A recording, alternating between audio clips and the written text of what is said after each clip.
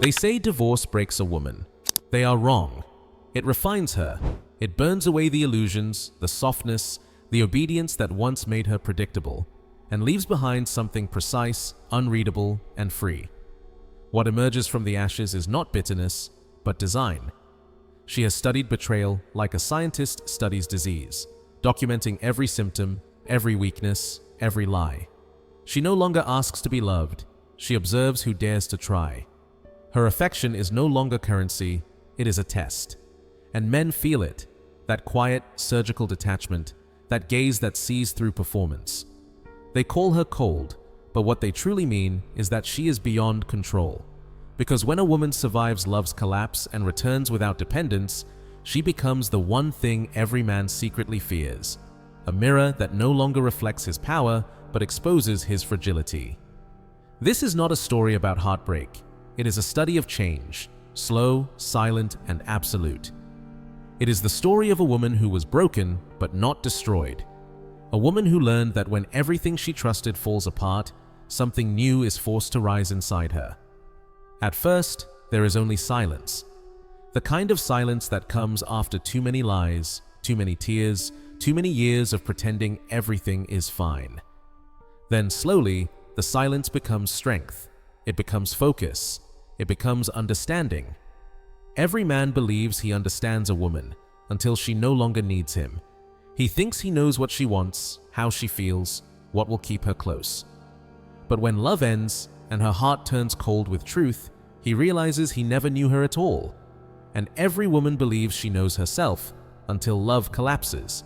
When the relationship ends, when the promises turn to dust, she faces something terrifying, the empty space where her old self used to be.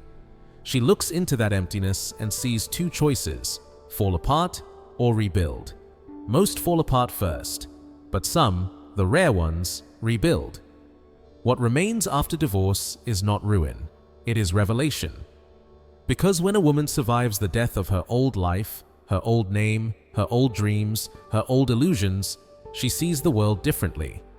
She stops begging to be understood. She stops waiting to be chosen. She learns to stand alone, not out of pride, but because she finally understands the cost of dependence. And when she returns, she is not the same woman she was before. The softness is still there, but it is hidden behind awareness. The kindness remains, but it no longer comes free. Her eyes see through words, through charm, through performance. She has become what every man quietly fears, a woman who truly sees him. And what she sees, he can no longer control. Historical or scientific anchor. In 2012, a group of neuroscientists at Stanford University discovered something remarkable about the human brain. They were studying people who had gone through deep emotional pain, breakups, betrayals, divorces, the kind of loss that rearranges a person from the inside. They found that emotional trauma doesn't just hurt the heart, it rewires the brain. When a person experiences constant betrayal or abandonment, the parts of the brain responsible for trust and empathy begin to shut down. It's not a choice, it's a defense mechanism. The brain learns that kindness can be dangerous, that openness can invite harm, so it reroutes its energy. The same emotional circuits that once helped someone connect begin to focus on protection. What was once trust becomes vigilance. What was once empathy becomes analysis. What was once love becomes logic. Neuroscientists call this adaptive recalibration. It means that the mind adapts to survive. It changes its wiring to make sure the same pain will never break it again. It's not exactly healing. Healing is what happens when the wound closes and the person returns to who they were before. Adaptive recalibration is different. It's not about returning, it's about transforming. After enough pain, the brain stops trying to be what it was. It becomes something new, sharper, more observant, less naive. It starts to see the world not through the soft lens of emotion, but through the cold geometry of pattern and cause. It begins to calculate. Think of it like this. When a person touches fire once, the body learns to avoid it. But when someone's trust is burned again and again, the brain learns to avoid illusion. It stops responding to sweet words or promises. It listens instead for tone, for timing, for the subtle inconsistencies that reveal truth. It becomes a machine for recognition, a detector of lies dressed as affection. This is why so many women, after divorce, seem to change in ways that others cannot quite understand. They appear calmer, quieter, but also colder.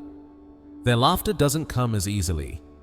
Their eyes stay on you a second too long, as if they are searching for a hidden pattern behind your words. They are not paranoid. They are recalibrated. Their minds have learned to predict danger not by instinct, but by evidence. They no longer feel their way through life. They analyze their way through it. The emotional mirror that once reflected who they were, the mirror of love, trust, and shared dreams, has shattered. And here's the truth most people miss. When that mirror breaks, the self doesn't disappear. It multiplies. Each fragment of that mirror becomes a new version of awareness. A new piece of intelligence, a new tool for survival. One fragment learns to read body language, the way someone's eyes shift when they lie. Another learns emotional silence, how to stay still when others expect a reaction. Another learns how to turn pain into focus, heartbreak into discipline. The mind divides its energy into dozens of small, precise weapons, each one designed to make sure it never bleeds the same way again. What was once a heart has become a laboratory. Every memory of betrayal becomes data. Every tear becomes a lesson. Every wound becomes a doorway into deeper understanding. And so, without even realizing it, she becomes a scientist of human nature. She studies behavior. She watches patterns repeat. She predicts who will disappoint her and when, and she is almost always right. This transformation doesn't make her less human. It makes her more aware of what humanity really is. She no longer believes in the fantasy of unconditional love. She believes in biology, psychology, cause and effect. She sees how people crave attention, how they lie to preserve comfort, how they promise loyalty while keeping escape routes open. And once you see these patterns clearly, you can never unsee them. This is why, after divorce, many women begin to seem untouchable. Not because they've lost their ability to love, but because they've learned the cost of loving blindly. Their warmth hasn't died, it's been archived. It's protected behind layers of self-control. To most men, this new version of her feels unsettling. There is no longer any emotional leverage. She does not depend on approval, on affection, or on validation.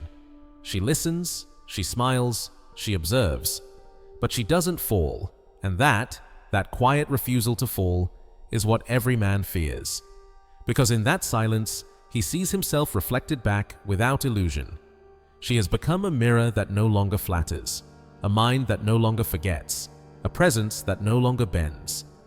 After divorce, the woman's psyche becomes a fortress built from everything that once destroyed her. Every wound becomes a wall, every betrayal becomes a gate, and from behind those walls, she no longer waits to be saved. She studies the world, understands its patterns, and moves with precision. What was once emotional dependency has evolved into psychological sovereignty. She does not hate, she does not beg, she simply knows. And knowledge, calm, quiet, merciless knowledge, is what terrifies those who still live in the illusion she escaped. Modern parallel. At first, she cried every night.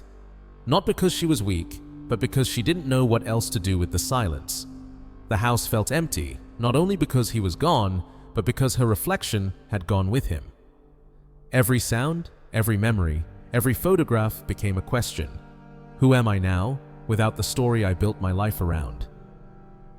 Days passed, and she cried less. Then one morning, she stopped completely, not because she was healed, but because something inside her had gone quiet, deeply, dangerously quiet. She realized she was not waiting for him anymore. Not waiting for an apology, not waiting for closure, not waiting for love to return. She was finished. Finished believing in promises that were never meant to be kept. Finished waiting for anyone else to give her worth. Finished being soft in a world that rewarded hardness and punished care. At first, she tried to be her old self again, kind, open, hopeful, but those parts of her no longer worked the way they used to. Every time she reached for connection, something inside her hesitated. It wasn't fear, it was recognition. recognition of patterns, of lies hidden behind charm, of hunger disguised as affection. She began to notice things she had once ignored: tone, timing, intention, the way people spoke when they wanted something, the way they looked away when truth got too close. Slowly, she began to watch instead of feel, to listen without believing, to observe without reacting. She didn't decide to become distant, it simply happened. When the mind breaks and rebuilds itself, emotion becomes calculation, and calculation becomes safety. The same eyes that once searched for affection now scan for motive. Every smile, every compliment, every sudden kindness, she reads it like text. She sees the patterns, the repetition, the manipulation, the need. It's not bitterness, it's understanding. Once you see the machinery of love, it never looks like magic again. Men start to notice the difference. They call her mysterious, or cold, or hard to read. They say she's changed, that something about her energy feels heavy, untouchable. But they cannot explain why. It's because she has stopped performing softness to make others comfortable. She no longer tries to prove that she's gentle, lovable, or loyal. She doesn't fight to be understood anymore. Her calm unsettles them. Her silence feels like judgment. Her independence feels like rejection. But the truth is simpler. She is no longer playing their game. She no longer reacts to manipulation or panic. She no longer rewards charm. She has detached from the currency of attention. And beneath that calm, beneath that silence, there is data. Years of watching, remembering, connecting the dots. She has learned the language of betrayal, the tone of lies, the rhythm of excuses, the emptiness behind grand words. She has learned how people reveal themselves without meaning to. Every story has cracks. Every smile hides a motive. Every confession is a negotiation. So she studies, quietly, patiently, completely. She lets people talk. She lets them think she's listening, even agreeing. But inside, she's mapping them, their fears, their weaknesses, their hunger for approval. She knows what they want before they do. And when she smiles, it's not the smile of innocence anymore. It's the smile of someone who has already seen the ending. Because she knows the script now. She's read it too many times. Different names, same lines. Different faces, same promises. Men call her intimidating. But what they really mean is that she can no longer be fooled. They sense that she's watching them in ways they can't see, evaluating, dissecting, understanding. She doesn't get lost in their stories anymore. She no longer gives them the power to define her. Her strength isn't loud. It doesn't shout or demand attention. It moves quietly, like shadow, like calculation, like control. And it terrifies those who built their confidence on her need for approval. Because what happens when a woman no longer needs to be chosen? When she no longer measures her value through a man's desire? When her emotions are no longer the weapon others can use against her? She becomes something new, something clear, something untouchable. And that is what every man fears. Not a woman's anger, not her revenge, but her silence. A silence that cannot be guilted, flattered, or seduced. A silence that watches, understands, and simply walks away. In that silence, there is not emptiness, but power. Power earned through loss. Power built from knowing too much, feeling too deeply, surviving too completely. She is no longer the same woman who begged for love. She is the one who now studies what love does to people and decides for herself whether it is worth the cost. And in that decision, she becomes free. Not soft, not cruel, just free. Clinical interpretation. In psychology, there's a term called cognitive emancipation. It means freedom of the mind, when someone stops being emotionally controlled by others and begins to control themselves. After divorce, that's what happens to her. The pain doesn't just end a relationship, it ends an old version of her.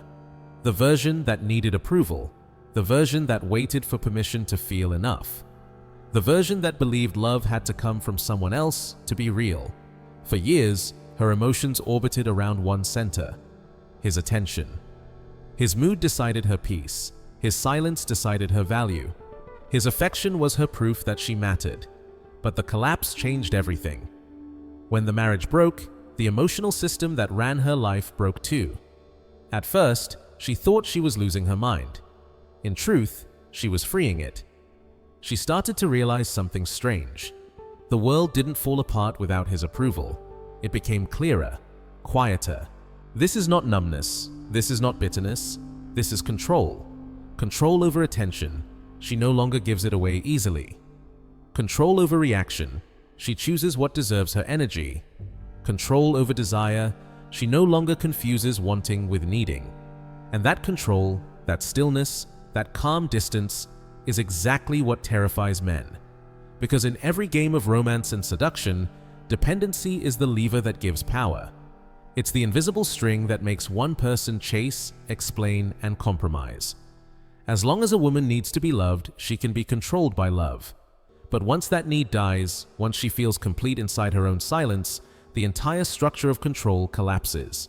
There is nothing to threaten, nothing to promise, nothing to take away. She is no longer inside the game. She is watching it from above. She begins to see patterns she never saw before. How some men use compliments as hooks. How promises become invisible cages. How affection is offered like a reward for obedience. But now, she doesn't fall for it. Because she sees it for what it is, a system of exchange dressed as emotion. The illusion has cracked, and once you see the machinery behind it, you can't unsee it. This is her real transformation. Not the outer change, not the new clothes, the stronger posture, or the quiet confidence. The real change happens in her perception. Where once she reacted, now she observes. Where once she needed, now she chooses. Where once she believed, now she knows. She can smile when she wants to, but the smile is no longer an invitation. It is an observation. She listens carefully, but not because she's searching for truth, because she's measuring the gap between words and actions. And that measurement, that silent clinical awareness, is something most men are not prepared to face, because it means she has become immune to performance, immune to illusion, immune to the emotional manipulation that once worked so easily. They say she's cold, but she isn't. She feels deeply, she just doesn't react automatically anymore. Her emotions no longer run the show, they answer to her. That is the essence of cognitive emancipation, to feel everything, but to be ruled by nothing. So she moves through the world differently now, not as a victim of heartbreak, but as a scientist studying the human condition. She sees how people use affection as leverage, and how easily trust can be weaponized, and she refuses to play. She gives her attention slowly. She withdraws it completely when she senses manipulation. To some, this looks like arrogance. To others, mystery. But it's neither. It's discipline. The discipline of someone who has seen what dependency can do and decided never to return to it. Now she engages when she wants to and disappears when she must. Not out of cruelty, but out of clarity. Because after losing everything once, she learned the most powerful form of safety, the ability to walk away without losing herself. And that, quietly and completely, is what every man fears. Not anger, not revenge, but a woman who no longer depends on their love to define her worth. A woman who can look at them with calm eyes and say, "I see you, but I do not need you." That is the final form of freedom. The mind, unchained. The heart, guarded by understanding. And the self, finally, completely, her own. Philosophical descent. Every man fears two things: being seen for what he really is and becoming irrelevant. After divorce, she becomes both of these fears made real. She becomes the mirror that reflects his weakness and the silence that no longer answers his calls. She doesn't fight anymore. She doesn't try to prove her side of the story. She simply steps back, calm, quiet, unreadable. That silence hurts more than any argument could, because silence is not surrender. Silence is power. When she stops explaining, she stops giving him access. Her energy is no longer something to consume or control. She no longer rushes to defend herself or justify her emotions. She has learned that explanation is a kind of dependency, the need to be understood by someone who was never really listening. Now she only observes. She listens, not to respond, but to understand the pattern. She sees the same tricks repeated, the charm, the guilt, the sudden warmth after cruelty, and she knows it's all performance. Once, those tactics worked. Now they only confirm what she already knows. She was never the problem. Her strength is no longer emotional. It is existential.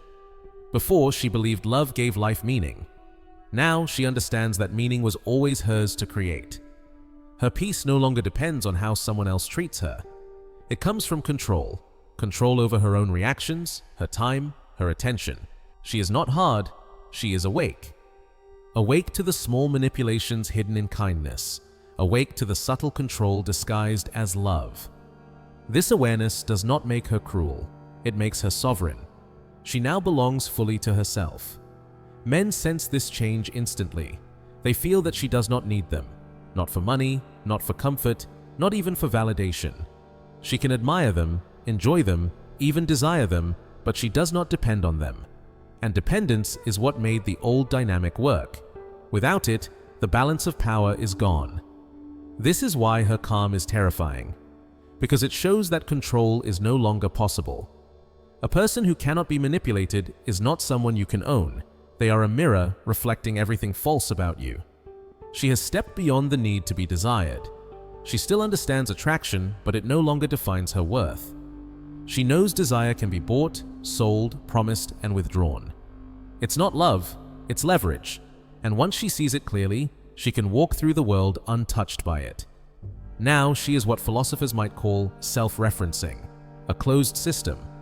That means she no longer measures her value by how others see her. She measures it by how deeply she understands herself. Her happiness, her peace, her identity, all come from within. She is her own validation.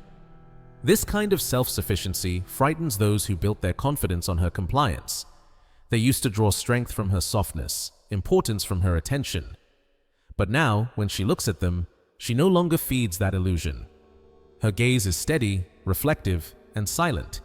And in that silence, they see themselves, stripped of charm and excuses. And that is why every manipulator fears this stage of a woman's evolution. Because manipulation only works when the target still needs approval. If she no longer needs it, the game is over. It's like trying to pull strings on a puppet whose wires have been cut. This is not revenge, it is awakening. She doesn't want to destroy him, she simply no longer participates in the story he created. She's outgrown it. Her world is now built differently, not around romance or validation, but around awareness and choice. She chooses who enters, who stays, and who must leave.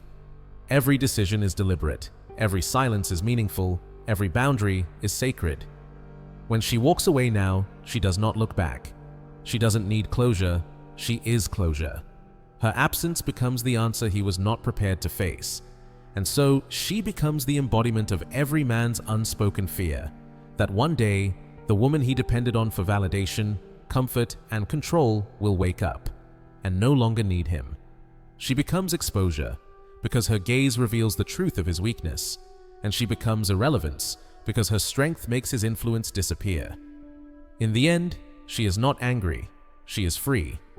Free from needing permission to feel worthy. Free from playing emotional caretaker to fragile egos. Free from being small so that someone else can feel big.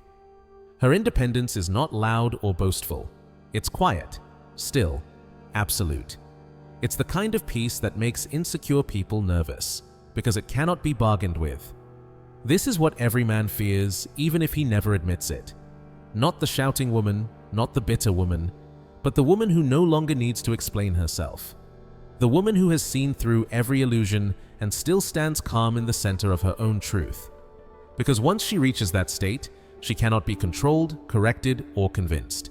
She has already met the deepest version of herself, and once you meet that version, you never go back. Philosophical dissent. Every man fears two things: to be seen for what he truly is and to be forgotten. Exposure and irrelevance, those are the twin shadows that follow him through life. After divorce, she becomes both. She becomes the mirror that reflects his weakness and the silence that no longer calls his name. She does not need to destroy him, she simply stops participating in his world. She exposes him not with anger, but with absence. The absence of her attention, the absence of her belief in his importance. And that absence is louder than any argument could ever be. Before, she would have fought to be understood. Now she does not explain. Before, she would have argued to be heard. Now she does not speak. She simply sees, and that seeing is enough. There is a kind of power in quiet observation. When you stop reacting, you force others to face themselves. And that is what she has become, a still, perfect mirror. A mirror that no longer bends itself to flatter or forgive. A mirror that reflects exactly what stands before it: ego, fear, performance. Her strength is no longer emotional. It is existential. It lives in her being, in her presence, in her stillness. She has gone beyond the need to be wanted. She no longer needs anyone to tell her who she is. She no longer seeks to be chosen. She chooses herself. That is what makes her dangerous. Not cruelty, but independence. She is a system that no longer runs on external validation. Her energy is self-contained, self-feeding, self-aware. A closed loop of consciousness. Men feel this the way animals sense a storm. They cannot explain it, but they know it is coming. And it makes them uneasy because they can no longer reach her through the usual doors: guilt, charm, flattery, fear. Those doors are locked now. Every manipulator depends on access. To control someone, you must first find the key to their desire. But what happens when desire itself is gone? When the heart no longer bargains for affection, when the mind no longer kneels to approval? Then control collapses. That is what she has become, the end of the game. Not because she is ruthless, but because she has learned the pattern. She has seen how promises are used as chains, how tenderness is traded for compliance, how love becomes a stage for ego. And she has stepped off that stage completely. Now she moves differently. Her silence has meaning, her absence has gravity. Even her smile feels heavier, as if it knows something the rest of the room does not. And in that awareness, there is freedom, cold, bright, and absolute. She has realized that she does not need to prove anything, not her beauty, not her worth, not her goodness. All of it was already there before anyone else noticed it. She has stopped living as an answer to someone else's question.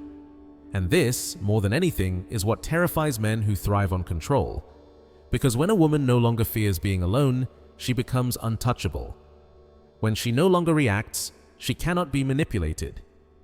When she no longer needs validation, she becomes invisible to the games that once ruled her life. The truth is simple, but hard to face. The most powerful person in any relationship is the one who needs the other least. After divorce, she learned to need no one, and that lesson remade her.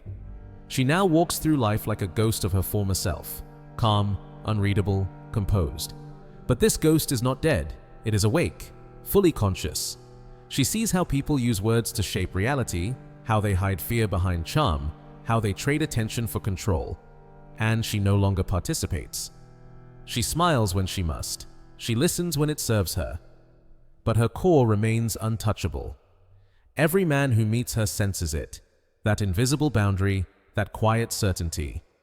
They may desire her, but they cannot possess her. They may try to impress her, but they cannot define her. Because she is not playing the same game anymore. Her autonomy, that deep, steady self-sufficiency, is the death of manipulation. You cannot control a person who has nothing left to lose. And she has already lost everything: the illusion of forever, the comfort of belonging, the safety of dependence.